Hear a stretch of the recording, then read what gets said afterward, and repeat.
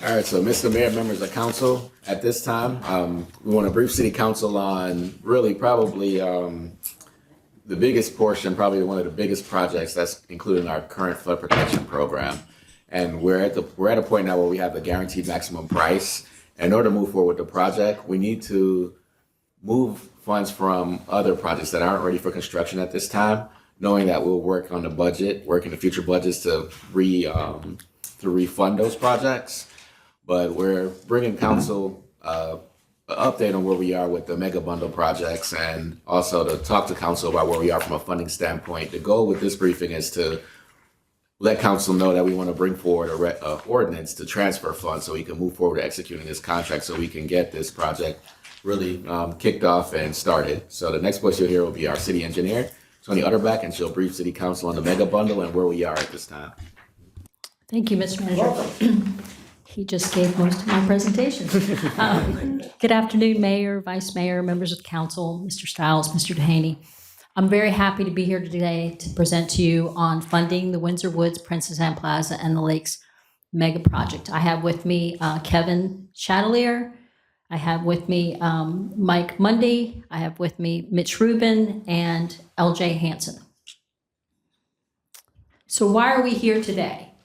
This is very exciting news. The Windsor Woods, Princess Anne Plaza, and the Lakes Design Build Project, or the Mega Bundle, we are affectionately referring to it as the Mega Bundle, has reached a major milestone. We've been working a year and a half to get to this point, and we have received the guaranteed maximum price proposal from the design build contractor in late October. So since then, we've been negotiating that final price with the contractor, and we received the final price just recently. Now, the final price does exceed the available funding on these projects, as Mr. Manager stated, but we do have a plan to put forward, but we do need an ordinance in order to transfer funds from other projects to do that. This is consistent to what we've had to do previously on roadway projects where we needed to move funding from other projects. For example, the Shore Drive Phase 3 roadway project, we had to move funding from Centerville. And in order to award the contract for Elbow 2B and 2C, we had to move funding from Indian River to 7A and 7B. So I'm going to start today by giving you a history of the project by going over the purpose and need and an overview. Then I'm going to talk about the design build project delivery method that was chosen. I'm going to present to you what the guaranteed maximum price proposal is. And then Kevin will give an overview of the program funding plan, and I will come back and talk about next steps. So the purpose of the need of the projects. Most of you recall the tragic storms that occurred back in 2016, where we had 3 back-to-back rain events. The first one was Tropical Storm Hermine, which dumped 6.5 inches of rain in 3 days. 2.5 weeks later, Tropical Storm Julia came and dumped 10 inches of rain in 3 days. And then the culmination of those 2 storms ended with Hurricane Matthew the weekend of October 9th, which dropped 14 inches of rain in 20 hours. The back-to-back storm events caused catastrophic flooding in Virginia Beach, but particularly in the Windsor Woods, Princess Anne Plaza, and the Lakes area, where there were over 800 homes that reported flooding. And this is some of the photos from that tragic event. So following that, in 2017, City Council appropriated funding for us to begin preliminary engineering in the Windsor Woods, Princess Anne Plaza, and the Lakes area. We hired a consultant to conduct a detailed engineering analysis to determine a specific program of flood protection projects and measures for the project area. Those studies were completed in 2019. So in order to understand the area, the project area you see here, we needed to understand the challenges that affect this area. So we needed to understand how the area drained. So the project area is actually divided into 2, and Rosemont Road splits the area in half. The Windsor Woods area is on the west side of Rosemont Road, and it drains through Thalia Creek to the north into the Lynnhaven Inlet and out into the Chesapeake Bay. To the east side of Rosemont Road is the Princess Anne Plaza area that drains through London Bridge Creek north into the Lynn Haven Inlet and out into the Chesapeake Bay. Now, the lakes portion of the area actually drains south through West Neck Creek, down into the North Landing River, into Back Bay. These same drainage patterns or natural drainage areas are also pathways for tidal flooding, as you can see here. So in the south, it's not the typical tidal flooding, but the wind tide does push water up into this area. So these are the challenges and issues that were identified in those 2019 reports. The elevations in the area are low. In fact, the area is practically a bowl. And most homes were constructed on a slab at grade, as you can see from this picture here. As I just mentioned, the area is tidally influenced, and studies show that there is an increase in frequency and the severity of storms. The infrastructure in these neighborhoods is relatively old. It was built in the 60s. In some areas, the storm drains are inadequate or even non-existent. And there's a lack of stormwater storage in Windsor Woods and in Princess Anne Plaza. So this is what we call our heat map. The areas in blue are the highest elevations, and the areas in red are the lowest elevations. So you can see the challenges here with the areas in red being in the highest risk for flooding. So these are the major program elements that were identified in these preliminary engineering reports. And it was determined that there was a combination of complementary infrastructure improvements that needed to be made to achieve flood protection. They were divided into two phases. The first phase focused on structural flooding, and the second phase will focus on street flooding. Phase one are the projects that we are doing today. So the early implementation projects were a group of projects, and I'll show you those in just a second. They were early projects that we could get design and construct on their own. They could stand on their own, and they helped with some localized flooding. The tide gates and barriers that are shown here, these are meant to hold back the tide, as I just showed you the influence of that. They are in 3 locations in these areas. And there's 2 large capacity pump stations that are going to be needed to pump the rainwater out during the storm event. And then Windsor Woods and Princess Anne Plaza have a lack of stormwater capacity. So we're going to build 2, we have 2 projects to address that. And then the storm pipe improvements are not funded. They will be a later phase of the flood protection program, and they will focus on neighborhood storm pipe improvements. So this is a map showing all the improvements recommended for phase 1. You can see the different neighborhoods to the left. In green, you have Windsor Woods. In pink, you have Princess Anne Plaza, and then in the blue, the lakes. So starting in Windsor Woods, the projects in green are the ones that are completed. We have the Windsor Woods Tide Gate, the South Plaza Trail and Old Forge Red Lion project, and the Clubhouse Road and Storm Drain Improvement project. Those were those early implementation projects where we constructed large stormwater pipe infrastructure. And then the remaining, and then the Bow Creek Stormwater Park, phase 1, I can't forget that one. That's currently under construction now, and that's going to provide the much needed storage in the Princess Anne Plaza area. So the remaining projects are part of the mega bundle, and there are 7 of them.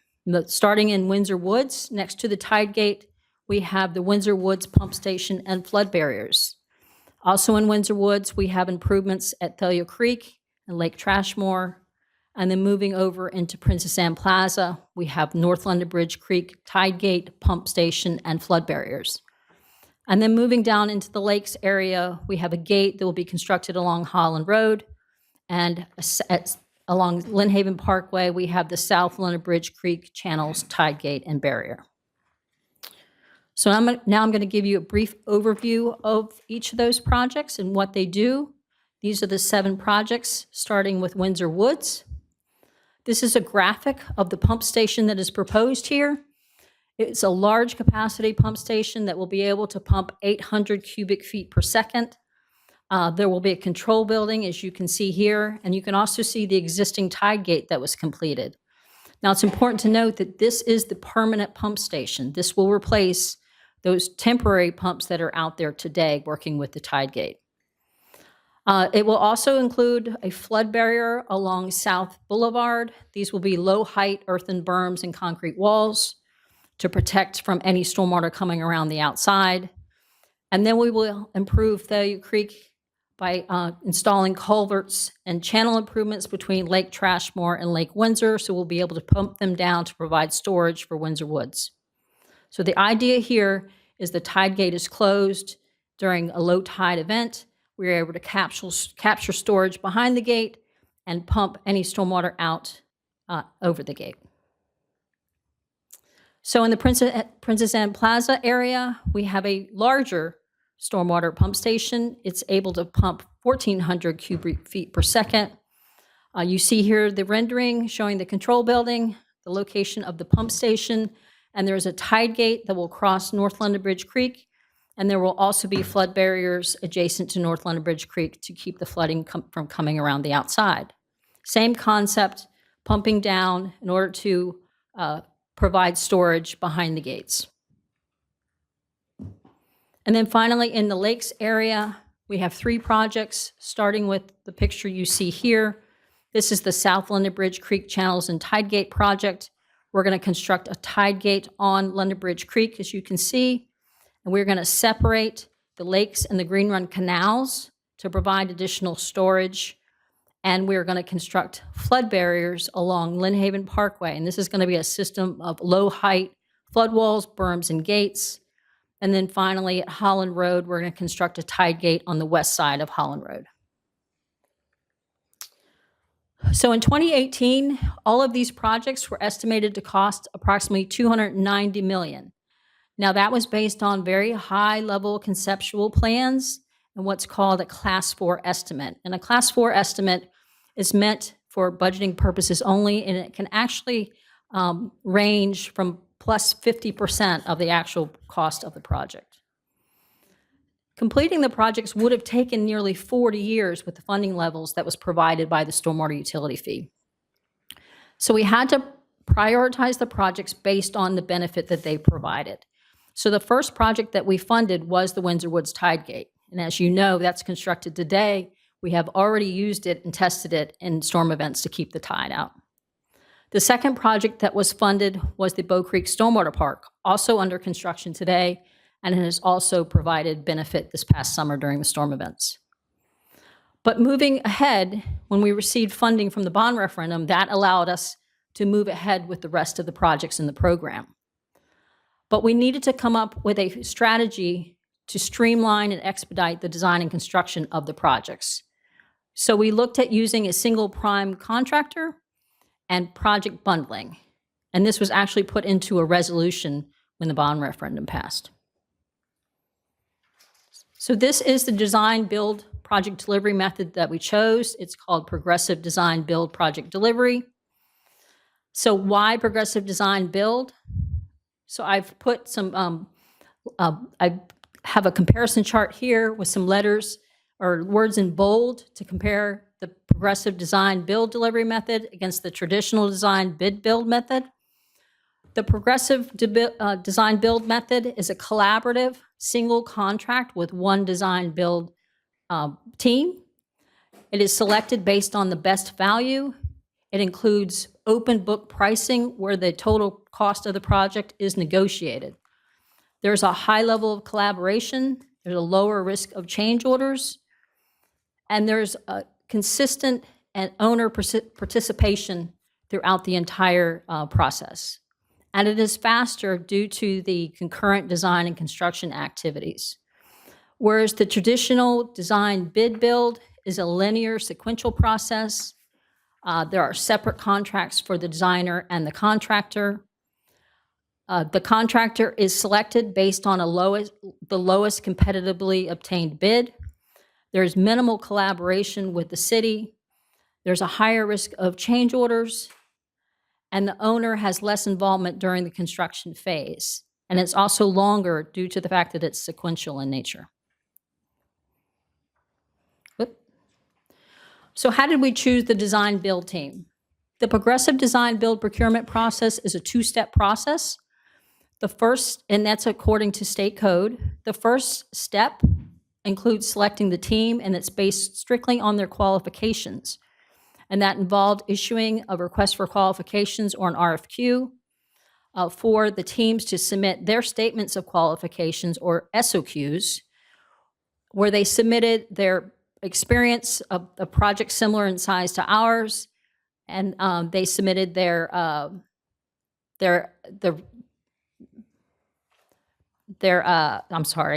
experience on a project similar to ours, and also their project team. So those teams were evaluated, and we shortlisted the top 3 teams. The step 2 involved selection based on best value. We issued a request for proposal for technical and price proposals. The phase 1 price proposal only included the cost for design and the indirect costs. We scored the proposals based on their design, their technical approach, and their price, and we selected the best overall value. So this is a flow chart that shows the 2-step best value selection. The process to get from A to H actually took a year. We issued the RFQ in January 2023. The statements of qualifications were submitted in February 2023. The proposals we issued the RFP in April of 2023. And then we met with the teams and had interviews and evaluations, and we selected the team in September of 2023. We executed the contract in January of 2024. So since January of 2024, we've been collaborating with the design build team to get to the 60% plans that we are at today and the GMP proposal. So this is where we are today. So this is the team delivering the mega bundle. Starting on the owner side, we have Jacobs, who is our flood protection program manager. They have been instrumental in helping us with the design build process. Their expertise in this field has been invaluable. Then we have Michael Baker as our owner's advisor. They've been working with us on this project since 2017. And then RK&K, they are our owner's independent cost estimator. Now this is unique to the design build project. An owner's independent cost estimator provides a third-party evaluation to validate the contractor's proposal to make sure that it's fair and reasonable. And we do have our independent cost estimator with us today. On the design build team, we have the contractor Flatiron Dragados, who is teamed with Arcadis, the design engineer. Now, this is not an all-inclusive org chart. There is a whole team behind this group of people that are working on to deliver this project. So now moving on to what everybody's been waiting for, the guaranteed maximum price proposal.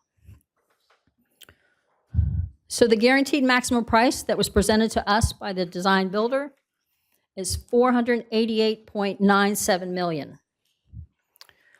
So this table shows you each of the 7 projects, the total cost that was presented to us to design and construct it, the funds available for each project, and the delta.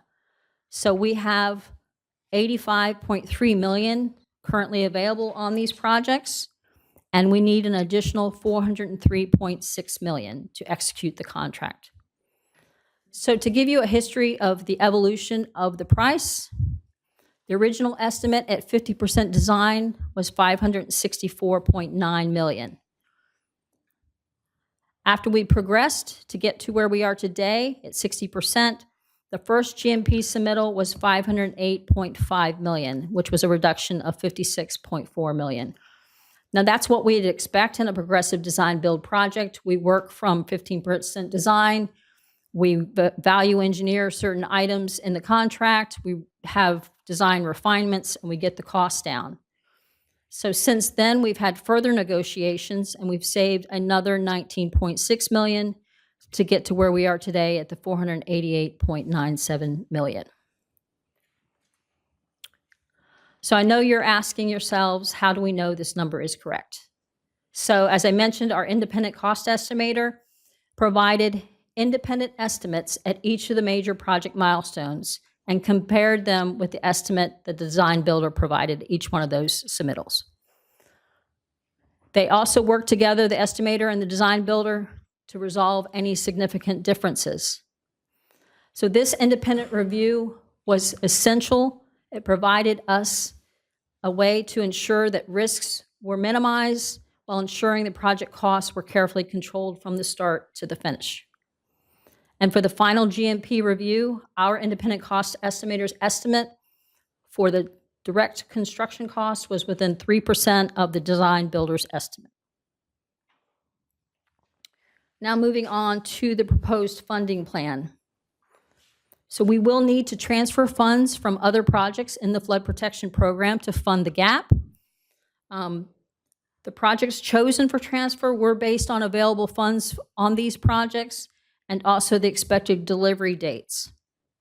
So starting with the Sandbridge New Bridge Intersection Improvement Project and the Marsh Restoration Project, both of those projects are currently delayed due to environmental permitting, so that funding right now is available. The Central Resort projects, we are currently developing the RFQ to advertise that project for design build for release in early January. So we don't need the construction funding at this time. For Pungo Ferry, we are in the environmental process. We are preparing an EA, and we already have those activities funded. That EA is expected to be completed by the summer of next year. For Church Point, Thurgood, BMP, and conveyance improvements, right now we're working on a Phase 1B. It will begin design in January. It's not expected to go to construction until 2029. For West Neck Creek Bridge, we are wrapping up the preliminary engineering report and coordinating with the Army Corps of Engineers on the preferred alternative, as this project is included in their coastal storm risk management study. For the Lake Bradford Chubb Lake Pump Station and Outfall Project, the design build team is under contract, so that funding has already been encumbered. And the GMP for that project is not expected until the third quarter of 2027, so the remaining funding here is available. And the last project, First Colonial Road, Oceana Boulevard Drainage Improvements, is in construction now, so what you see here is available on that project. So the upcoming FY27 CIP will restore the funding to these projects to the greatest extent possible, but it'll be strictly based on the schedule of those projects. We are also proposing appropriating new funding from stormwater revenue bonds and general fund balance. The funds shown there for those two sources will be applied to the one project in the mega bundle that is not supported by the bond referendum. That's the South London Bridge Creek Tidegate project. And then also authorize unappropriated charter bonds and public facility revenue bonds that will be repaid by the Flood Protection Program Fund. So that gets us to the $403.6 million needed to award the contract. Other items that are not included in the GMP are shown here, and these are all costs that we need to cover. They include the owner's advisor and construction site representative when we start construction on these projects, contingency for us. We have some costs for some reinterment costs for a cemetery located at the North London Bridge Creek Pump Station. We are anticipating some private utility adjustments. We have some water and sewer relocation at the South London Bridge Creek Tidegate. We need to do some channel dredging at Thalia Creek and some stormwater inlet improvements in the Chimney Hill neighborhood. So those total 46.73, and those will be programmed as needed in the upcoming 6-year CIP. So this table, you may look familiar to you. This was presented to you in September by Alicia Pica with Jacobs. This is when she presented that the total program cost was $1.55 billion. So the Windsor Woods, Prince Anne Plaza, and the Lakes Mega Bundle is included in the master project here for Windsor Woods, Prince Anne Plaza, and the Lakes. But also included in that number is the early implementation projects, the Bow Creek Stormwater Park, and the Windsor Woods Tidegate. So in September, she presented a total cost for everything in the master project, $803 million. Today, with the guaranteed maximum price proposal, we are now at $761 million for that master project, which brings us to $1.5 billion. Now I'm going to turn it over to Kevin, who's going to talk about the funding plan.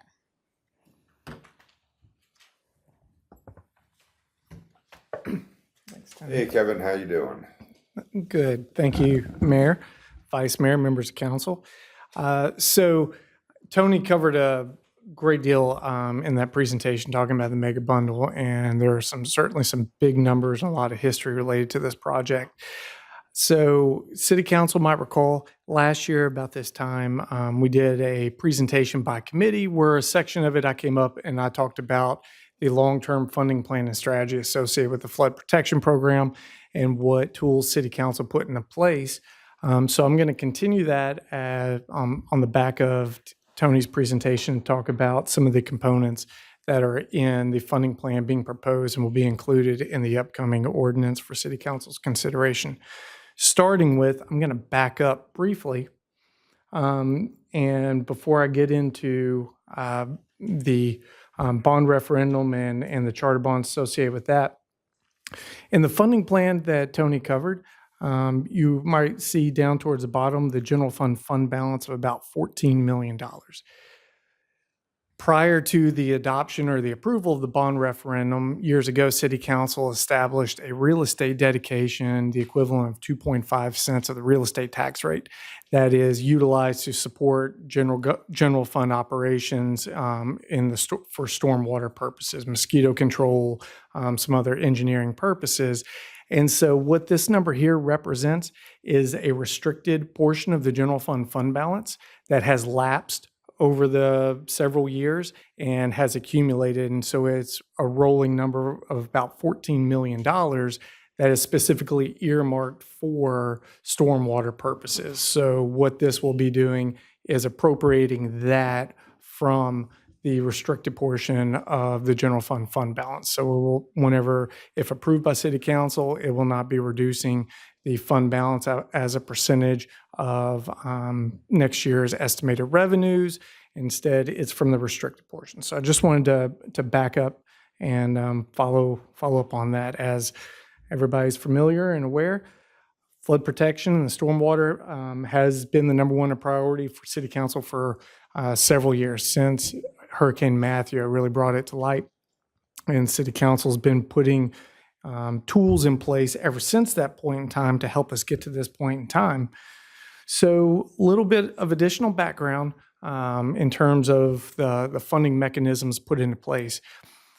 After the adoption or the approval of the bond referendum, City Council authorized and appropriated $567.5 million of general obligation bonds or charter bonds. That was to be supported long-term with the real estate tax dedication of equivalent of 4.1 cents. And so that is, in fact, was put into place and remains in place today. One of the changes that happened at that point in time is in lieu of raising the real estate tax rate of that equivalent amount to dedicate it for that purpose. Instead, City Council at that time opted to absorb that through year-over-year assessment growth and dedicate that assessment growth for this purpose. So at that point in time, there's also it was a transition period. So stormwater up to that point in time had been backed by the equivalent residential unit or the ERU, and the revenue specifically generated from that. So there's a lot of projects that were already underway, and at that point in time, they were funded through the stormwater ERU. And you might recall that Tony had mentioned one of the specific projects within the mega bundle, one of the 7, the South Lakes project, I believe, was one of those original projects funded by the ERU, and so it will continue to be funded by the ERU throughout the construction period and remain funded as such. So everything else has been added to the FPP or the flood protection program since that point in time has been supported through the funding plan put in place to support the bond referendum. So the last bullet point on here, and this might be the most important bullet point on this slide, is that in order to continue the funding plan as put into place, it's critical that all the bonds are issued. All $567.5 million are issued by 2031. If those bonds are not issued, then we don't have the legal authority to retain those bonds. We have to remove those from the budget, and that will put a big hole in the flood protection program and the funding plan put in place for it. There was an additional resolution that was approved by City Council post approval of the bond referendum.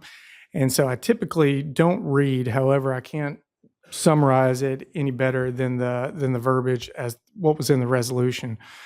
So it reads, in furtherance of the long-term flood mitigation needs of the city, the general obligation bonding capacity created by the retirement of the debt authorized by the November 2021 referendum shall be reserved exclusively for the issuance of bonds to finance Phase 2 of the city's flood mitigation program and subsequent sea level rise projects.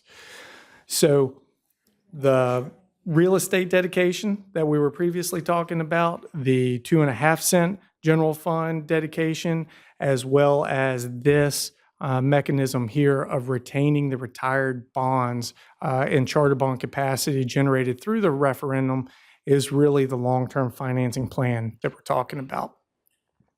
So to try to demonstrate what that previous verbiage I read talking about the resolution and retaining the charter bond capacity looks like, here's a slide that I can perhaps quickly work through to try to familiarize everybody with what this will look like. So each year, the city, we do this as a part of the budget process with our city's charter bond or general obligation bonds.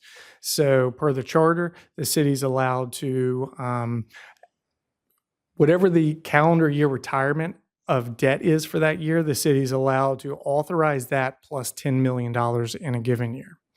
So the whole concept behind doing that same principle and initiative and following the same practice with the flood protection program, this is a debt table that would show how this calculation would work. So in 2024, we had an issuance of for the flood protection program bond referendum of $118 million.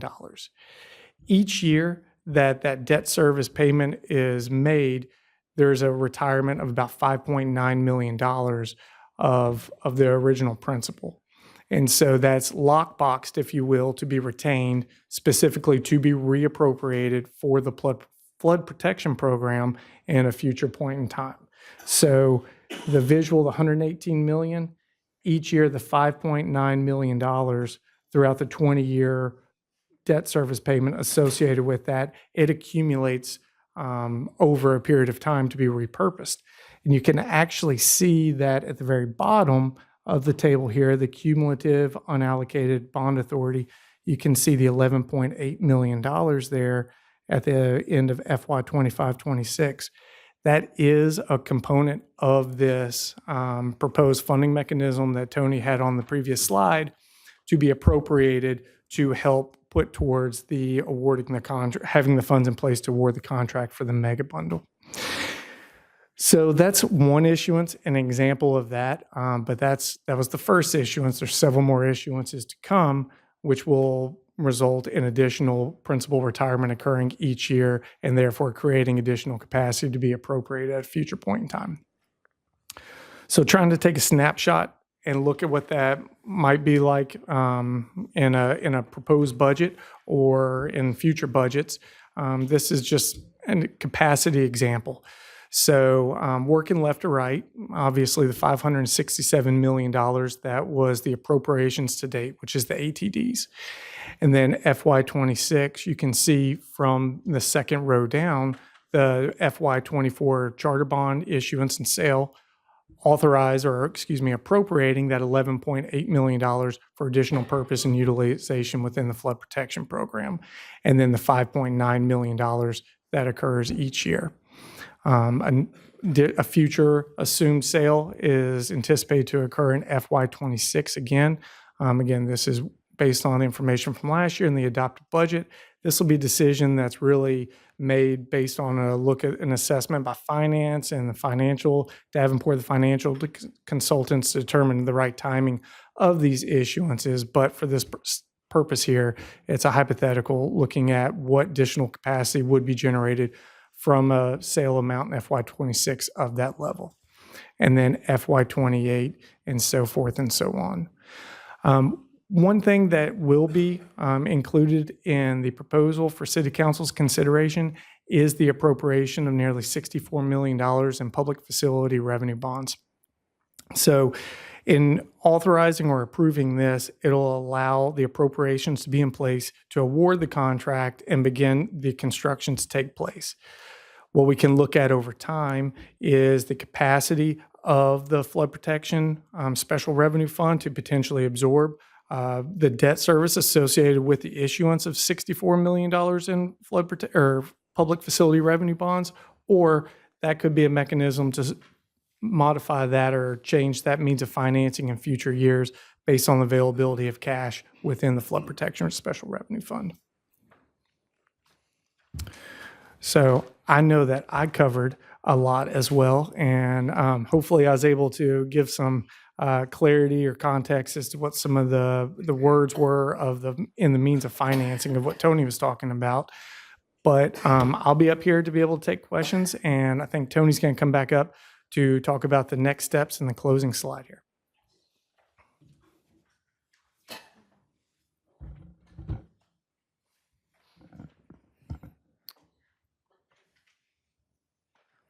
Okay, so in accordance with state code, a public hearing is required in order for us to transfer the funds, as we mentioned earlier. So that public hearing will be held on December 2nd. It was advertised in the Virginia Pilot on November 21st and November 24th. An ordinance for City Council's consideration will be on your agenda for the December 9th meeting. If you so choose to adopt that ordinance, we would like to execute the contract with the design builder and issue notice to proceed in January of 2026. So that will allow us to complete the design of the projects and begin construction in the third quarter of 2026. Now, because there are 7 projects, their schedules are staggered, and I'll show you a diagram in just a moment. But the first project that will complete construction or complete design and start construction will be the Windsor Woods Pump Station. And then all construction for all 7 projects will substantially be complete in the third quarter of 2031. So this is the overall schedule, and you can see how the projects start and complete at different times. So starting with the Windsor Woods Pump Station, and then going through all 7 projects in the program with the completion date substantially complete in 2031. So with that, we will take any questions. Worth and Rosemary. Thank you, Mayor. Thank you, Barbara. everyone. This question's for you, Mr. Chalet and Tony. But can you go back to page 26?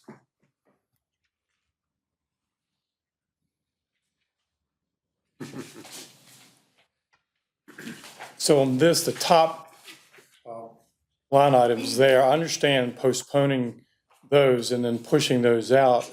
At some point, you have to spend the money, and so you save the money there and you apply it to this project. So at one point in the future, because you still have to issue debt and you have to pay for those $272 million. How far out are you pushing those, or are you delaying that? Or I know you're not having to spend it now, but does it affect the schedule? So the projects, we're going to appropriate funding to the projects as they're needed. So that's why I was trying to go through and kind of map where the projects are today and why the funding that is shown for each of these is available today. We're not taking the funding off a project that's using it right now. But at some point, you're going to need to spend it in the next 5 years, so? Okay. Yes, as the schedules need the funding. So if you're asking the funding question on how it's coming back on, it's going to be appropriated in the upcoming 6-year CIP and programmed through the 6 years based on the schedule for each one of these projects. Right now, all that funding is just sitting on the projects. So that segues to the second last question. So the ordinance that the public hearing and then the ordinance we would have in December would be what, to expand the CIP or to change the CIP, the current schedule? So, Councilmember Remick, it would be to transfer the appropriations reflected on this off to the mega bundle projects. It would be to appropriate the funds at the bottom of this summary table here. So it's a combination. It's a transfer. It's an appropriation of new funds.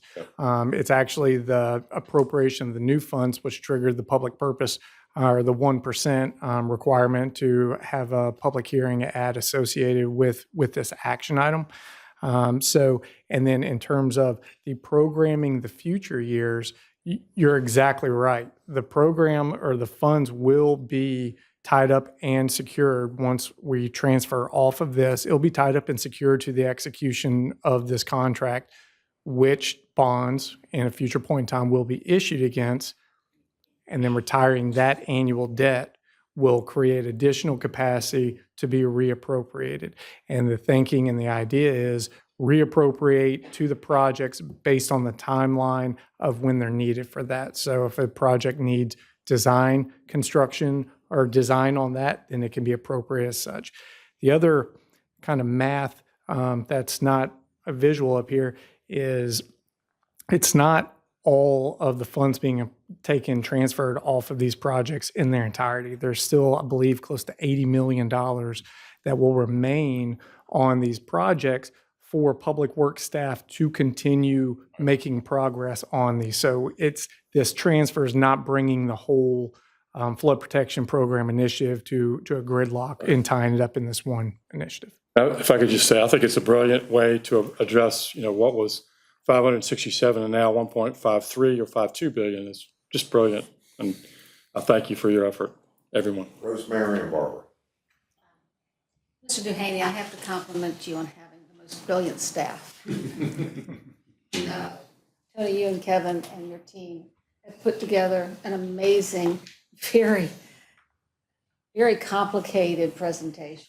There's a lot of stuff here, and I just want to thank you. And as we all know, our $567 million with inflation is like almost 3 times of what the voters approved because prices just kept going up. And through getting grants and doing something like this, if my math is right, which that may not be my strongest point, but it looks like it saves us $76 million.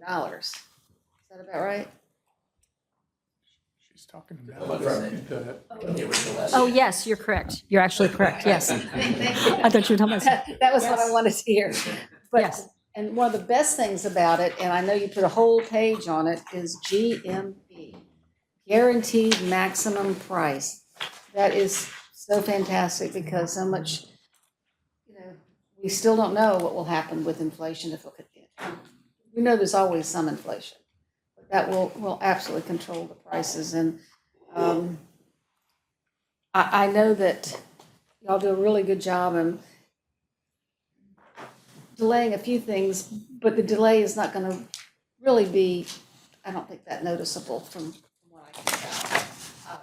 Just like the funding was taken away from the Croatan Sand Project, which is now underway, and the people in Croatan are so happy. It's fantastic. I don't know if y'all have seen it on television. It's really amazing. They had to wait for the sea turtles to hatch and leave, and now that's underway. That was a promise that was made. Okay, we're going to take this money away for now, but we're going to put it back. And I think that's kind of what you're saying.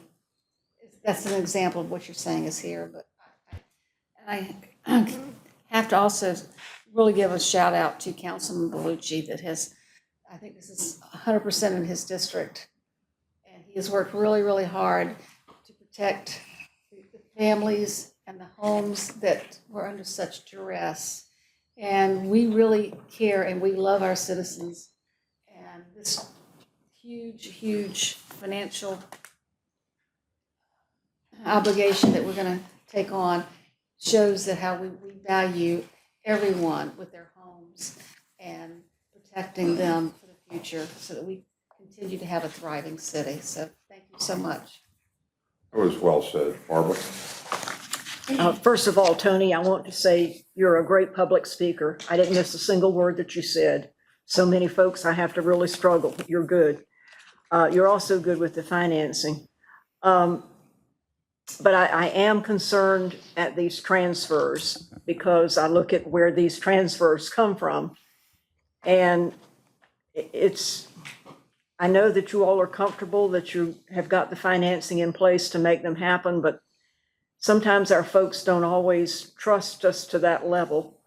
So I do need some future sit down with the financing staff to be able to assure people that we are just transferring and we're not saying that these projects are not going to happen and so forth. But it also makes me think that if we are kind of behind this much in the projects that we had already put out for referendum, we better not come up with some that we haven't put in this list yet.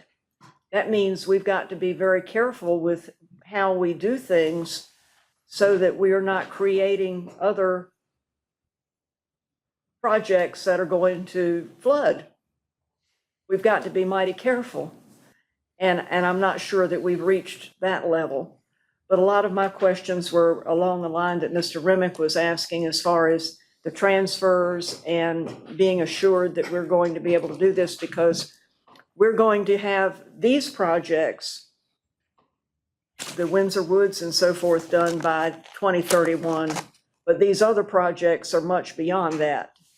And, you know, when we're talking to people who want to know, well, why did you put those in a referendum in as early as you did if we're not going to be able to build those for a long, long time? So I do have concerns. It's awfully hard to explain all of this to our public. But I think we've certainly got to do a better job of not creating more flooding issues. And I'll address that in a little bit too. Councilmember Henley, I do want to emphasize one thing, and I think Kevin touched on this, but I want to say it again because I think this is a really important part of what we're talking about. This is not the totality of the funding from these projects. These projects still continue to move forward. If I use Tony's example for the Lake Bradford Chubb Lake Pump Station, they're still designing. That team is doing everything that they're doing, but they're not going to need the 33.7 million, 33.8 million, because they're not ready to go to construction until fiscal year 27, which that's what we're going to program that money in so that in fiscal year 27, they're ready to go. That's our plan. That's what we're trying to do in the CIP process. Similarly, for the other projects, the only ones that are truly delayed are the ones that we're having problems with the environmental issues. And unfortunately, both of those projects are in your district, ma'am, and I appreciate the frustration. But the other projects, we're still trying to move forward to the degree that we can. So we're not waiting until 2031 to pick up these projects and keep moving. They're still moving. And some of these projects, our goal is still to execute them as quickly as possible. I just want to make sure that everybody understands that. We're just taking the amount of money that we're not using on those projects today and moving that so that the project that we're ready to go to construction, that we have the funding to make that one go to construction. I hope that's helpful. As long as you're right. As long as Kevin's right, ma'am. Right. That's twice you've dodged. Okay, Hutch or Josh? Yeah, so my hats are off to y'all, but also I wanted to say I don't understand the numbers the way my buddy here to my right does, but y'all explained it because for the public, I think it's important, and I think we need to start doing a better job of this. And I'm going to talk about this in a little while as well. Is that the briefs that we got, the brief and paperwork in our Friday package we got, and then this presentation. It allows me to be comfortable with some very big numbers. And you're balancing it, and you just covered it again, LJ, and I think that's the best part about this, is how you're taking where you can, and I don't want to say it's numbers on a page, but it's a ledger, and you're trying to move it across to make it work. And of course, anything could happen. We have another pandemic or something, right? I mean, who knows? But as far as the guaranteed, as the vice mayor said, the guaranteed price, there's some really solid parts here that I think will make this happen. And the great part is we're getting ready to go to construction. So we're going to start to see things, and we're going to get the pump station at Trashmore finished so that we don't have that issue anymore. I mean, it's just some wonderful things that were like 5 years away, so that's fantastic. And my hat's off to you. And I do just want to reiterate, though, that this is not the first we've seen it. We've gotten private briefs on it to make sure we understand it and ask any, in the weeds questions. We've gotten the paperwork on Friday, and now we've gotten this brief, and I feel really comfortable with what y'all are bringing forward, so thank you. Hey, Josh? Thank you, Mayor, and thank you, everybody, for your presentation.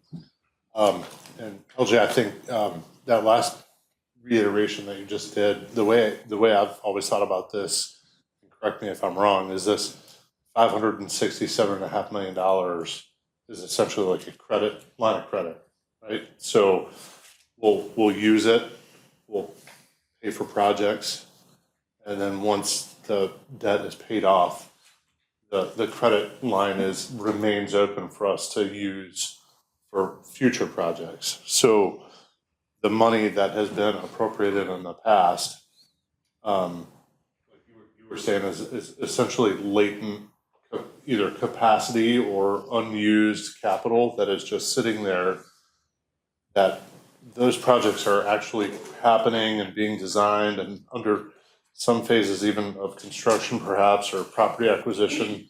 But that money, the rest of the money that was appropriated is just sitting there doing nothing while we can go get the rest of this done quicker and cheaper.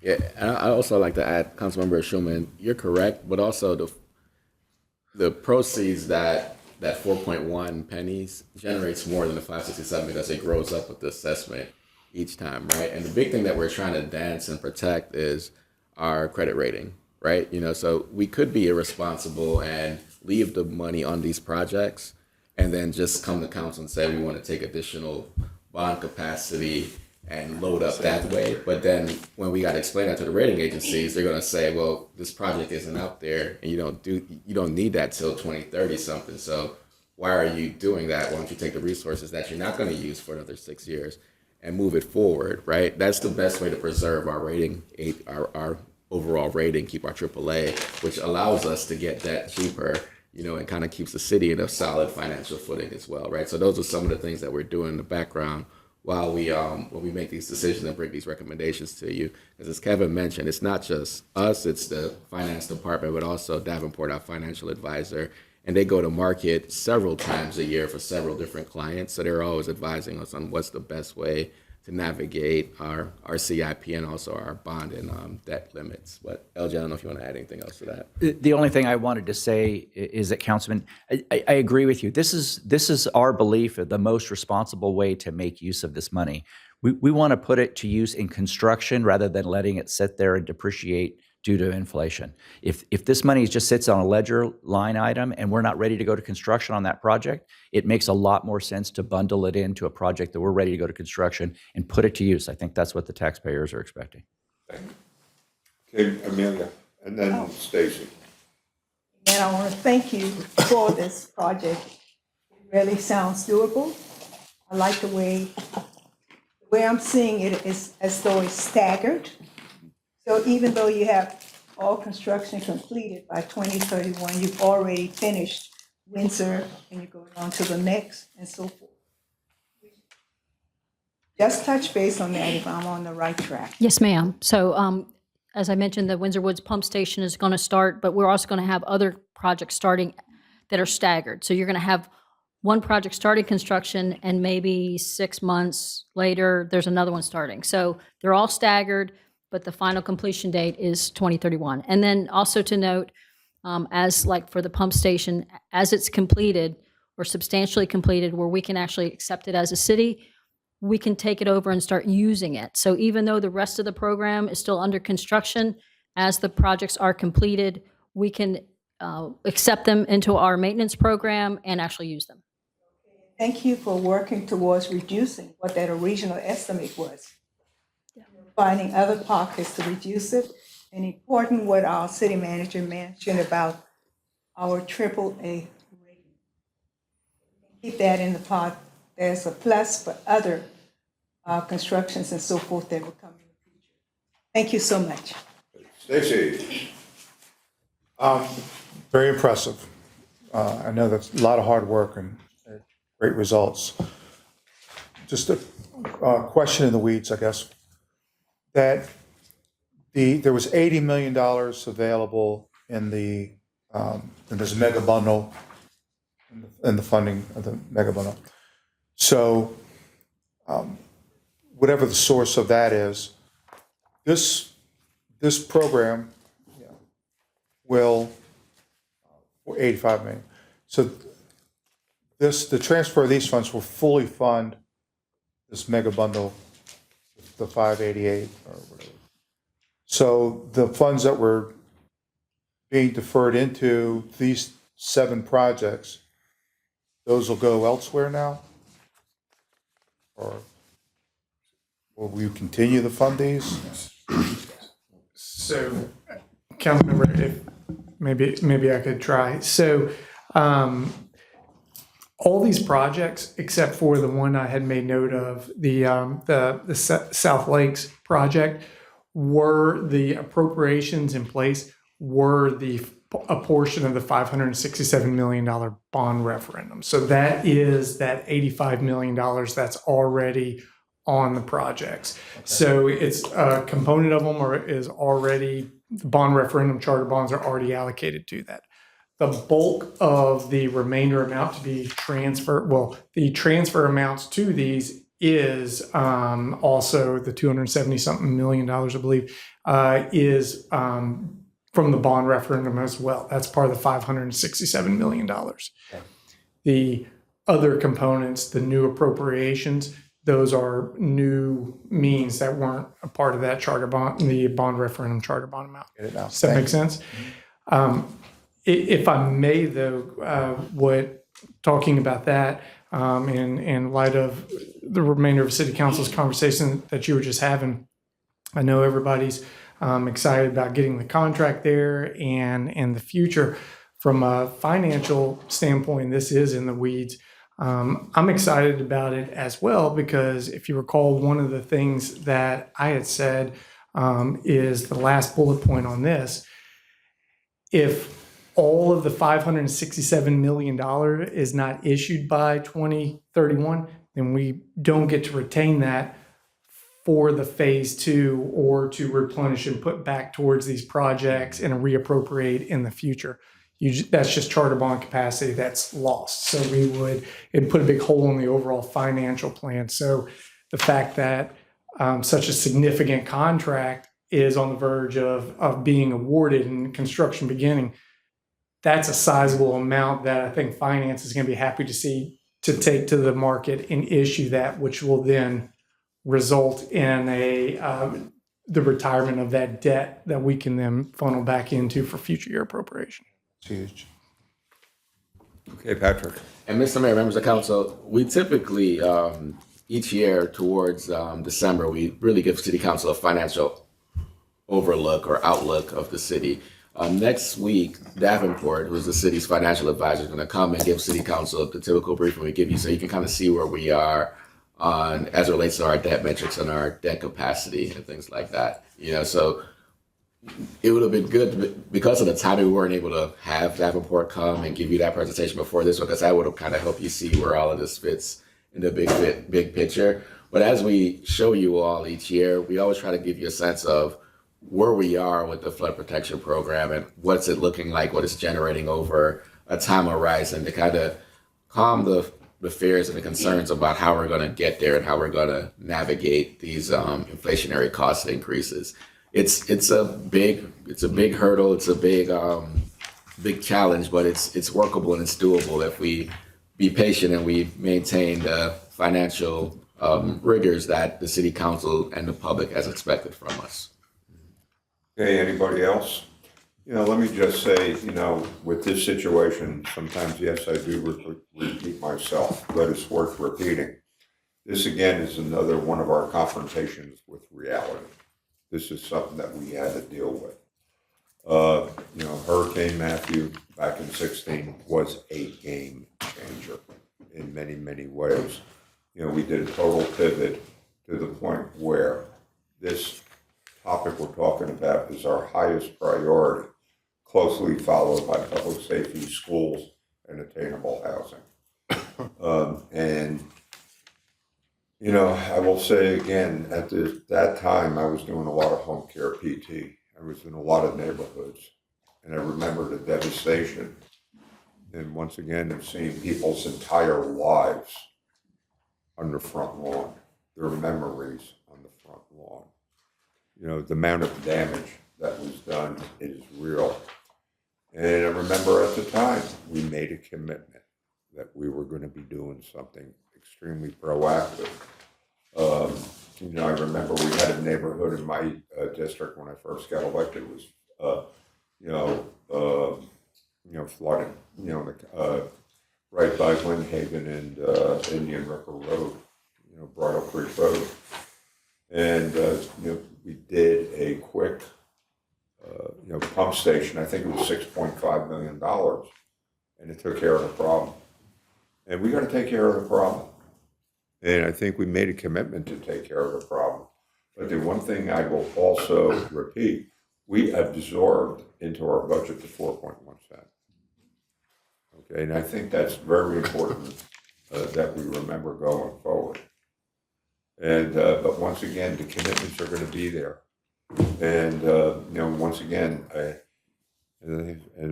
I'll repeat myself. We're going to be paying for flood water in perpetuity.